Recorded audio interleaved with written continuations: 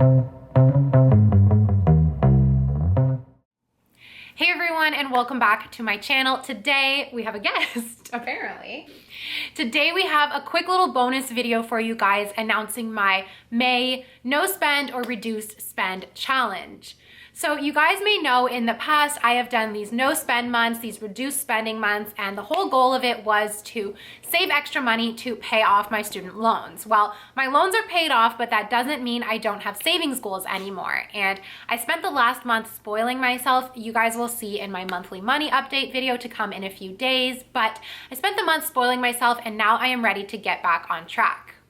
In the past, whenever I've done a no spend month, I've only told you guys about it after the fact, but I thought it would be fun to announce it as I start and invite you guys to come along with me on this challenge. So starting May 1st, I am going to be doing a reduced spend month, what I like to call a no spend because it just sounds cooler, but it's not really a no spend. I still give myself a little bit of leeway. So I'm gonna be talking about the challenge overall, and then I will be talking about my specifics and also giving you guys tips on how you can participate as well. So if you are excited and if you wanna do it with me, comment down below that you will be joining me. I hope lots of you participate with me so that we can work together to achieve our financial goals. So a no spend month looks different for everybody. For me, like I said, it's more of a reduced spend month. I give myself small budgets and I pretty much cut out anything I don't need. For some people, they don't even want to spend on groceries, so they stock up before and they put stuff in the freezer. That's a little too extreme for me, but overall, the goal is to save up money for a specific purpose, like a goal that you have, a savings goal or a car,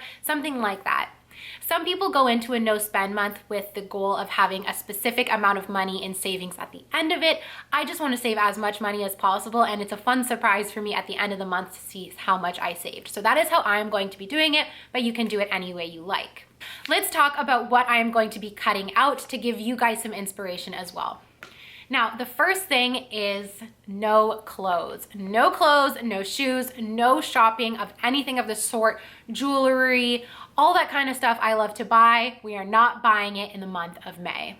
The next thing is no Amazon. Amazon is that place where you just lose your money. You go on to buy one thing, but then you don't have Prime, so and suddenly you spent 50 bucks on a bunch of shit you don't need. No more Amazon. A lot of you guys may know I am addicted to Good Food, which is a meal kit. They're pretty expensive, they're great, but they're pretty expensive. So for the month of May, I will only be doing Good Food every other week and doing regular groceries on the weeks where I don't have Good Food. So that is gonna save me a bit of money.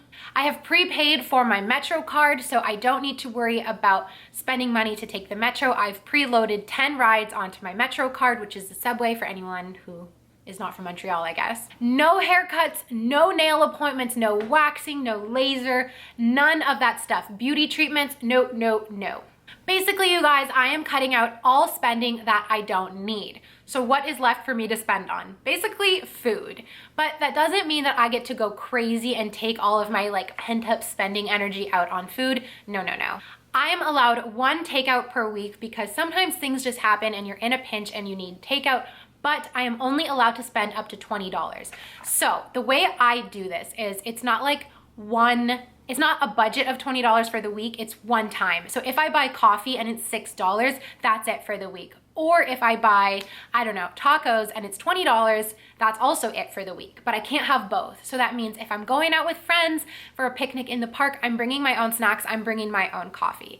That means that if, people are coming, well, we can't really have people over, so that's irrelevant. If you live somewhere where you can have people over, maybe you're inviting everyone to bring something or you're cooking dinner for them, something like that, okay? We're going cheap here. So $20 a month, one transaction is my takeout budget. The next thing is I'm allowing myself $10 a week for snacks, and that is the same thing. It's not a $10 budget, it's one transaction up to $10. So my friend Camilla comes over a lot on the weekends. We like to eat chips. It's just who we are, but I'm only allowed to do that once a week, one trip to the dep, and to buy chips up to $10. That's it. So here's the thing. I live in Quebec, we are still in lockdown, so I don't actually foresee this challenge being too hard. If you live somewhere where you are allowed out, where restaurants are open, where, life is living, this might be a little bit more challenging for you, but don't worry, you will still have an amazing month. So there are lots of tips that I have already mentioned in my previous no spend videos. So I will link those down below if you want to check them out to get motivated, because I have done this challenge when like pre-COVID, when life was normal, and it was fine. I also have a video out about how to save money while still living life, where I share a lot of my tips for you guys on how to go out to dinner and still save money, how to say no to the social pressures of spending money. And I do think that could be really helpful. So I will link that one down below as well. When I was doing this challenge during regular times, I had a little bit of a higher eating out budget. I think I did 1 coffee out per week and then 1 dinner out per week, just because I was going out a lot with my colleagues and blah, blah, blah. But I wasn't allowed to spend on things like alcohol, drinks like that. No, no, no. I would just, if we went out, I would literally just get water and it was fine. So you guys, that is pretty much all of the rules. You guys get to reflect and make your own rules about what you think you need to cut out on. I think the cool thing is that everybody's different. We all have our vices. Maybe for some people it's snacks, maybe it's clothes, like whatever it is, you need to sit down for a minute and reflect. And I really recommend writing out your rules. So if things get fuzzy throughout the month, you can consult your list and be like, okay, no, that's off limits. Now, the next thing I want to do, which I haven't done in the past, I am adding this on, is I'm going to take a list of everything that I wanted to buy. So in normal times, if I'm like, oh, I want these shoes, I see an Instagram ad, whatever, a lot of the times I will buy them. Well, some of the time. Anyway, if you're someone like that, or if you're at the grocery store and you see these like snacks that you want, but you know you don't need, take a note of that and write down what you wanted and how much it costs. So what I want you guys to do, and what I'm going to be doing, is keeping a running list of all of the things that I wanted that I did not buy and how much they cost. And what's cool is at the end of the month, we'll be able to sit down and look at this list and see exactly how much money we saved. And I think that is going to be really rewarding. The other cool thing with this list is we'll be able to look at it and say, do I even still want this? Would this still appeal to me now? If it does, well, cool, maybe you can go buy it, maybe you don't need to. But what's really interesting is how much stuff you'll see that no longer appeals to you, so you know it would have been a waste of money to spend your money on that. So you guys, that is it for the challenge. I think it is so cool. Let's all work together and save our money. Don't forget to comment below if you are going to be participating, and I can't wait to check in with you guys in a month and see how we all did. So I'm so excited. Can't say it enough times. Thank you so much for watching. I hope you all participate. Don't be afraid. And you know what? Here's the thing. If you mess up, it's okay. Just get back into it. And the next thing I want to say, sorry, we're actually not done here.